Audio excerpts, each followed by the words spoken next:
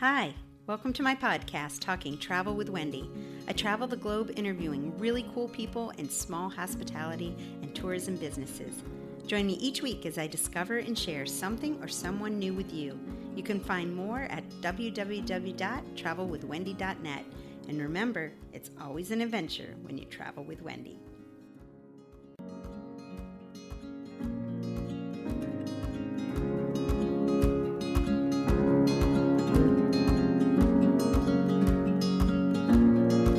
Thanks so much for joining us here today on Talking Travel with Wendy. I am here with Paul Melhus, CEO and founder of ToursByLocals. I'm so happy that you're here. I'm so happy that you're joining me today on the podcast and blog and in my blog too. I'm so excited to learn more. I only was able to take one of your guides before I had to move back to the States and COVID hit. I'm so eager to learn more.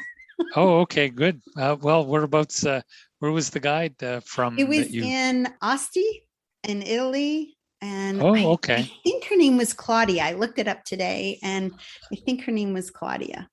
Actually, Italy is it's getting back that way, was our number one destination for travelers. Definitely Italy and then France, of course. So the usual suspects. But of course, ToursByLocals is located we have guides in approximately 190 countries around the world. So our goal is to be everywhere people want to travel. Private tours, we're doing that from our office here in Vancouver, British Columbia on the west coast of Canada. That's wonderful. Yeah, but we also have offices around the world because we want to provide 24/7 coverage and service to both our traveler customers and our guide. We regard our guides as a kind of customer as well, because we have to delight both groups of people. Right. So we have an office in Buenos Aires, one in Glasgow, and then another one in Kuala Lumpur. And that allows us to offer 24/7 coverage without making people work from midnight to 8 a.m. And how many guides do you have? Right now, it's just over 4,500. Wow. We have about, I'm going to say 500 or so, which are kind of in the status of on hold with the pandemic. A lot of them are in different situations. Maybe they have elderly parents for whatever reason, they're just waiting until things kind of calm down. So I would imagine we'll quickly scale up to around 5,000 as soon as the pandemic is over. Or whatever it looks over like looks it's right around the corner. Yeah, we might have said that a year ago, summer of 2020 as well. Yeah. So, and here we are. I can tell you though, I got my booster yesterday and my arm still hurts. So it's working. Yeah, well, that's great. Good. Yeah, actually, I should say we actually have seen quite a significant rebound. We are always comparing bookings to the same period in 2019. Yes. And right now we're down less than 20% from 2019. So that's huge recovery. It's been up and down. Back in March of 2020, we would have been down 98% from the same period in 2019. And then it was looking very hopeful in July of this year, and then kind of Delta kicked in and a lot of cancellations happened. But now things seem to be back on a slow uptick. The number of cancellations that people are making, we're still in the period where, I'll book the tour, but I might have to cancel because of who knows what happens. And so, of course, we're fully able to give people, refunds or credits or whatever they want based on the situation. And the rate of cancellations has really declined. Reason why people might cancel is because their cruise ship has decided that they won't allow people to take tours that are not offered by the cruise ship, stuff like that happens. So not so many COVID cancellations. What country have you seen rebound the most? Pretty much all of them have bounced back. Awesome. In the northern part of the world. We see really strong growth previously in Italy and France. The UK is very popular destination. Seem to be a lot of people going to Scotland lately. seen some of that. So that's really I'm a big interesting. fan. Indeed. Yeah, I love Scotland. And actually, people are booking more short notice. So we get a lot of bookings where normally people, our travelers, our customers, are planners, and they will see, oh, I'm going to be next June in somewhere, and they'll be booking now for June. Right. But recently, since the pandemic, we've seen a really strong trend towards short notice bookings where, I'm booking for next week or the next few days. And, that's not so far away. Not so far in the future, I think. Even though, people, at least if they should happen to book with us, they're protected because we put their money aside until such time as the tour is delivered. We do have a very flexible cancellation policy. That's another thing that has been demanded of airlines, hotels, and of course, so people in the Scotland trips, are they doing lots of whiskey tours? Because it's you need it. Oh, absolutely. Yeah. Whiskey, Speyside, that kind of stuff.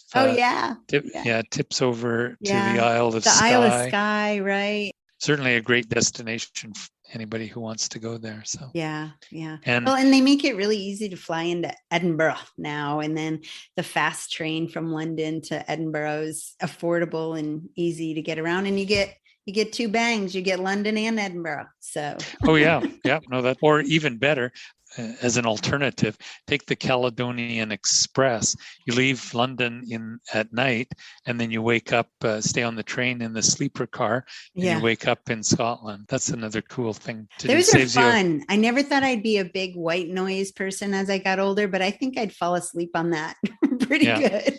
Well, it saves you a night in a hotel too. That's true.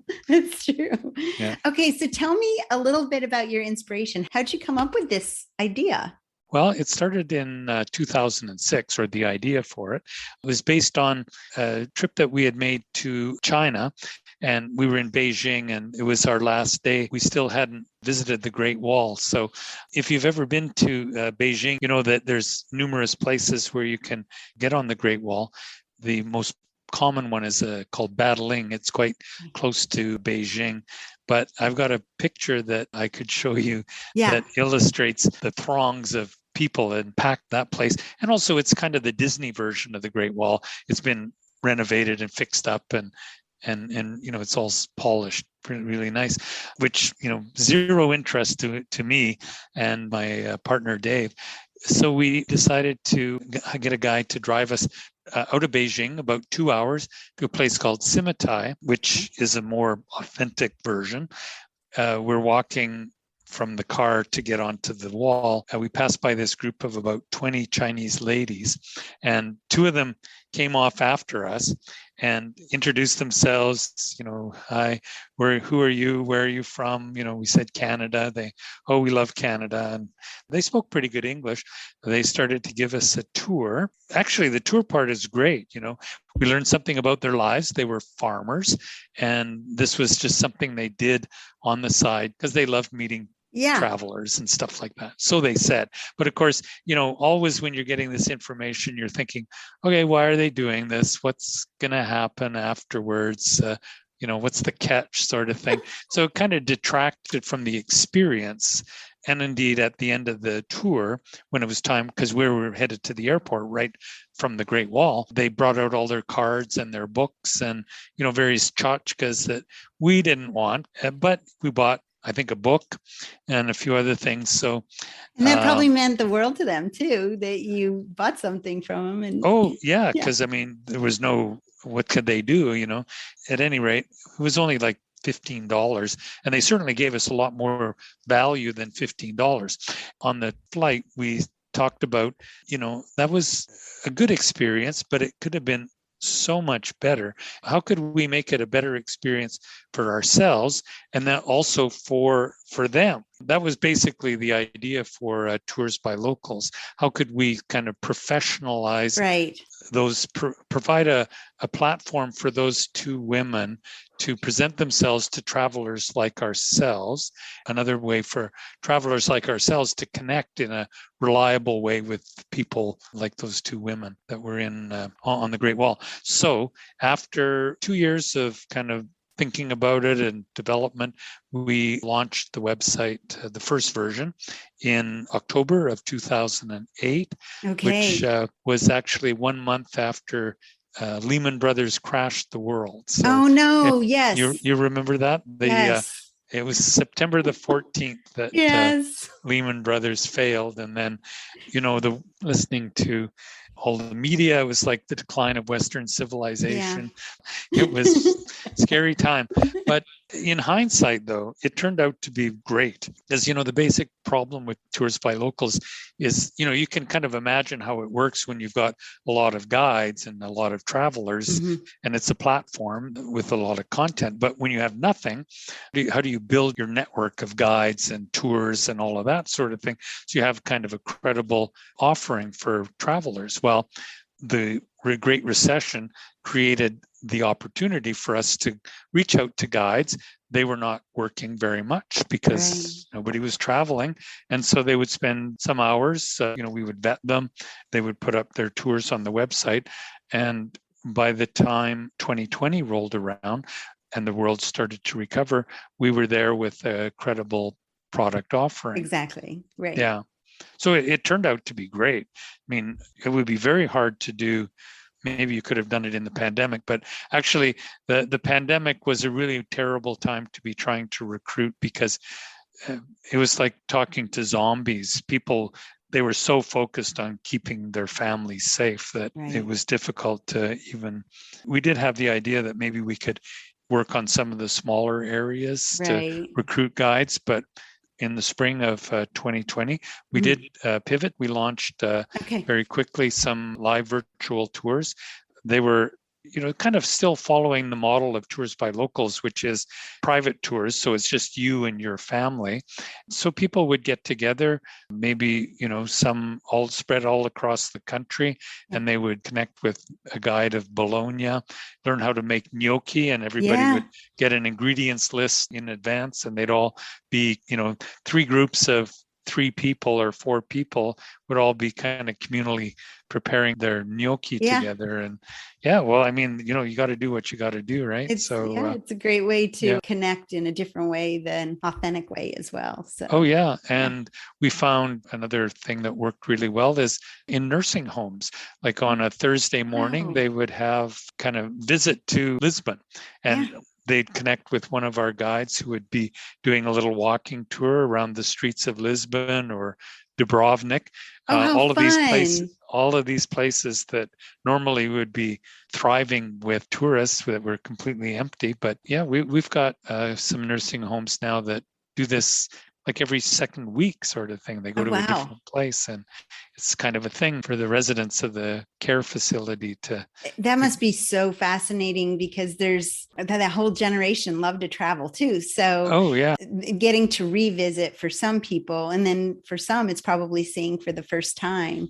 And I had a very small tour company over in Germany for a few years while we were stationed there. And that's exactly what I did, was 6 to 8 people in a minivan. And it was the military community. I tried to connect with small B&Bs and small businesses in kind of obscure places, like not always Venice. We would stay in Verona, or we would stay in like Bassano del Grappa instead of Nove, and, just a little off the beaten path to have a more authentic experience of being a local. Right now, of course, we don't have the problem of over tourism, but no doubt that is going to become a thing again. And that's one of the reasons why we want to be everywhere, because we do want to offer people the option to go to Verona instead of Venice. There's a lot of places that are equally as interesting, but you just don't know about them. Right. And so we want to have those on our website so that we can, credibly offer that as alternatives. Okay, so share with us some of the tours and the types of tours that are available. Based on the things that the guide feels, they're competent to deliver. So we do have a lot of, first-time visitors to Paris, that sort of thing. Or, if you want to go to the Hermitage Museum in St. Petersburg, we would have some art historians who would take you around, pretty much need that. But all of our guides are quite capable of customizing the tours as well. And one of the ones that really found out about a little while ago, and it kind of resonated with me, was an American couple who adopted 4 girls from Ethiopia. They connected with one of our guides in Addis Ababa, and he customized a tour for them where they went to the village where the 4 girls were born, and they were able to meet up with some of her extended family that they hadn't seen for 12 or 13 years, sort of thing. And so that was a pretty impactful thing, that it would be really hard to organize on your own, but when you have that local person on the ground who can take care of all of that, and he made it happen for them. So that one that made me really feel good when I heard about that one. It was wonderful. Speaking of tours in Alabama, for example, we have a tour of Selma by one of the people that marched as a marcher. And I'm going to have to check that out, Paul. Yeah, he's so he gives you his perspective on what it was like. And, you see the sights that you would, you could see on your own. But when you have a person who is actually there explaining it to you, it's like so much more interesting and impactful. So yeah, for sure. So I focus on hospitality and tourism businesses around the world. Can you share with us one story that is not Googleable about Tours by Locals? Well, one thing that probably you wouldn't find on Google is the cancellation policy that we have on our shore excursions. That's a small thing. We have a guarantee that you get back to the ship. It's like 100% return to ship guarantee, and we'll go the extra mile to make sure that you get back. So I would say that we do a lot of shore excursions, maybe 50,000 a year. And in the history of Tours by Locals, there's been 2 occasions when we didn't get the traveler back to the ship in time. And one of them was in Monte Carlo. They did a trip to Aziza or someplace like that away from Monte Carlo, and there was like forest fires that started up on the return. So the roads were closed, and it's like the ship sailed away just as they got to the dock. So that was like sad. So we paid for their overnight in the hotel. And then the next day, the guide drove them to La Spezia in the Cinque Terre. And actually, they arrived just a little bit before the ship did. So that worked out pretty well. So there's a very nice promenade there. They could have had a nice little... a latte before the waiting for the ship to come in. The way the shore excursion works is that the guides will take care of some of the logistics. For example, if you're traveling to St. Petersburg, they have this thing they call visa-free admission into the city, because getting a visa for Russia that's a big deal. But in St. Petersburg, they have this thing called visa-free entry. But the guide has to arrange for the paperwork and send those to you in advance, so that when you get off the ship, speak to the smiling Russian customs guard. No, he's not smiling. No. But you show him the paper, and then, it's like stamp, and you get through, and then the guide meets you on the other side. Right. And then they pretty much keep you in St. Petersburg and within the safe zone, right? Yeah. In that case, it's a requirement that you stay in the company of the guide. You can't just kind of wander about on your own. One of the things that people often ask about is how we go about recruiting our guides and the kind of vetting process that we go through, because if you want to list your place on Airbnb, anybody can have their apartment or house or whatever up and running within about a half an hour, right? But Airbnb doesn't do any quality checks in advance. They kind of rely on their travelers to vet the property, to tell them what's going on, to tell them that it's terrible or it's awesome. But we have a whole team of people that we call Tour Experience. And it's their mission to recruit the guides. We do the initial kind of recruiting phase in a variety of ways. A lot of referrals that come to us. We will do targeted advertising in places that we need guides. One of our philosophies with respect to guides is that we only take the number that we can provide a meaningful amount of work for.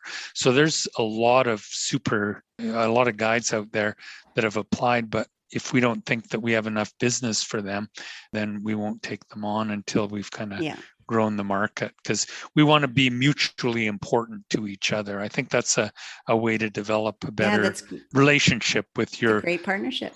Yeah. I mean, they are independent contractors. It's not like we're their employers or anything, but it's to our interest to make them successful as well. So we do that.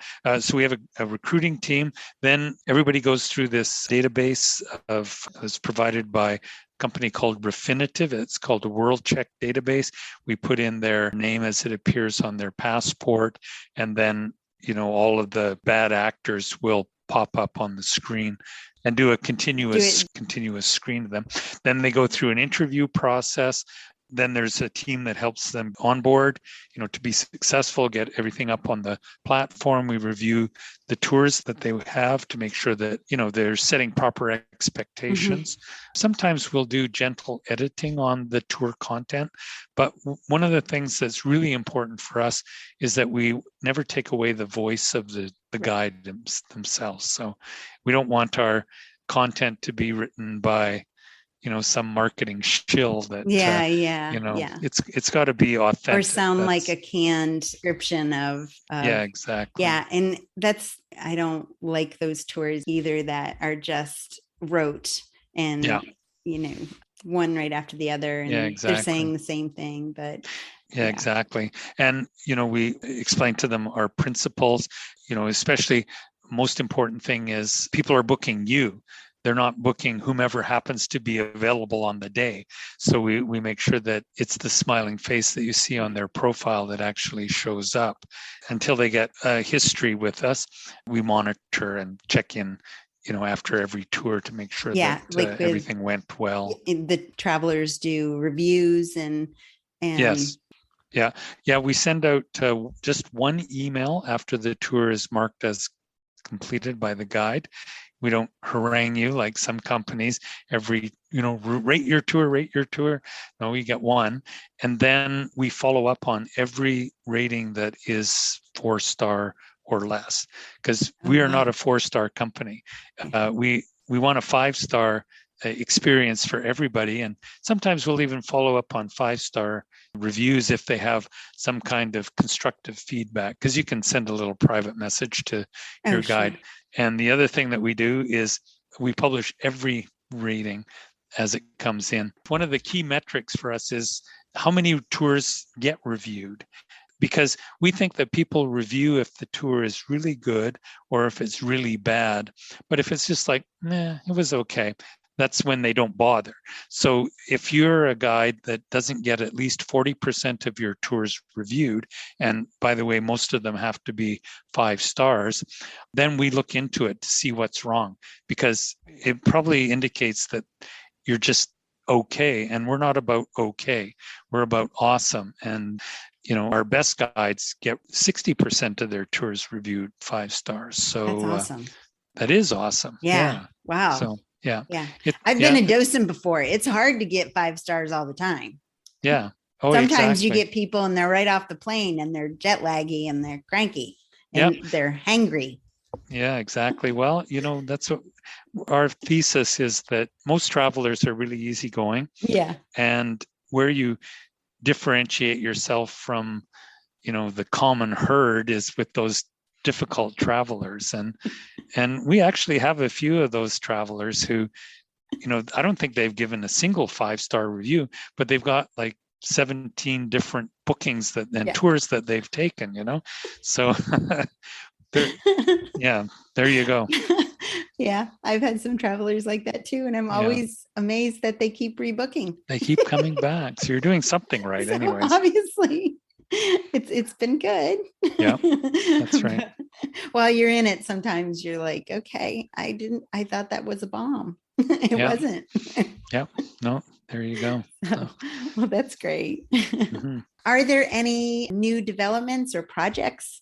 I know that we're all trying to get our footing and bearing for what's ahead, because I think you were right when you said at the top of the interview that we're bracing ourselves for a big comeback. I've already talked to so many people who are booking 2022, and I know you said they're booking short term, but I have people talking about big trips in February and March and the rest of the year too. So. Yeah, it'd be interesting to see if the pattern sort of reverts more back to what would normally expect, where, they are the kind of person that uses our service, views the planning part of the travel experience as a fun thing to do. They like to do that. They don't want to just, where do I pay? And then, you take care of everything. Right. So they'll book their hotels, their airfare, and then the tours as well.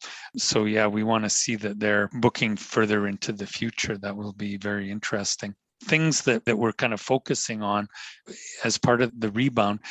One of them actually still is this idea of the live virtual tour. I really do believe that has a life after COVID. The seniors' home, they can't travel. It's impossible. We had a case where it was a high school and they were studying the Second World War, and the guide went to Omaha Beach and, showed them what it looked like from the Germans' position, and then was able to walk around to the other side and kind of show them that. And then that's super powerful. The American cemetery is not very far away. So, all of that happened like within an hour and a half type of thing. And the fact that it was live, I mean, sure, you could see it all on a YouTube video or something like that, but it just had more oomph and more impact and was more powerful. So I think there's a big opportunity there for education and also just for people, in the winter time, something when you're kind of stuck at home, especially when those of us who live in the north, that can't get out and about. Wow, lots of stuff going on. It's exciting because travel's coming back. Yeah, no, it's definitely important. That being said, people are demanding much more flexible cancellation policies than they did in the past. I don't think that's going to go away. I think you kind of get spoiled with the flexible cancellation, and so we've adjusted that. And we don't actually have any plan at this point to make it more restrictive than it is. So yeah, right now our policy provides for a full refund if you cancel more than 15 days before the start of the tour. And then we have this thing we call any reason cancellation that you can cancel up to the moment for a little bit more. That being said, there's always force majeure that comes into it, which would be bad weather made it so that your ship couldn't dock at the port or that sort of thing. So yeah. I understand that. Well, thank you so much. I've learned so much. It's been so much fun. And I hope you've had fun too. Yeah, indeed. It's been great, Wendy. Thank you.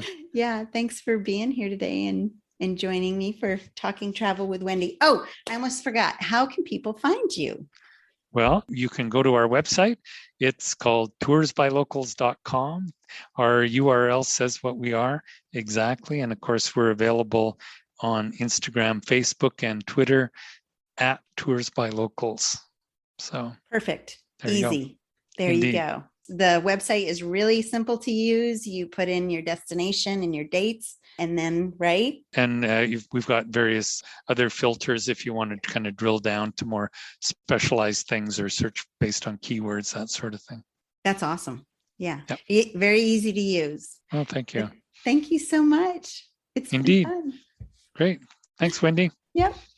I want to thank Paul Melhus, CEO and co-founder of Tours by Locals, for such a great interview today. For more information on spectacular tours around the globe, check out their website, toursbylocals.com. Check out the links in the podcast description. My podcast helps support small businesses and share authentic experiences around the globe. Remember to like, follow, and share my podcast. I'm also on Facebook, YouTube, and Instagram. If you're interested in traveling the world and need inspiration, check out my website, travelwithwendy.net. Thanks for listening today, and remember, it's always an adventure when you travel with Wendy.